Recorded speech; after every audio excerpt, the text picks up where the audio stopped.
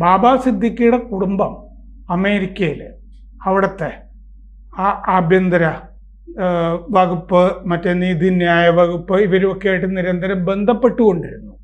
ഈ അൻമോൾ ബിഷ്ണോയ് അവിടെയാണ് എന്നറിയാവുന്നത് കൊണ്ട്.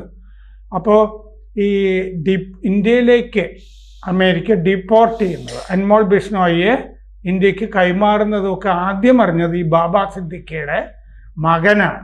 അദ്ദേഹമാണ് ഇത് പുറത്ത് വിട്ടതുമൊക്കെ, അൻമോൾ ബിഷ്ണോയിയെ അമേരിക്ക ഇന്ത്യക്ക് കൈമാറുന്ന കാര്യമൊക്കെ. അപ്പോൾ ബാബ സിദ്ദിഖിയുടെ കുടുംബത്തിന് അറിയാം അൻമോൾ ബിഷ്ണോയിയാണ് വകവരുത്തിയതെന്ന്. പക്ഷെ അൻമോൾ ബിഷ്ണോയി ഒരു കൊട്ടേഷൻ ഏറ്റെടുത്ത ആൾ മാത്രമല്ലേ.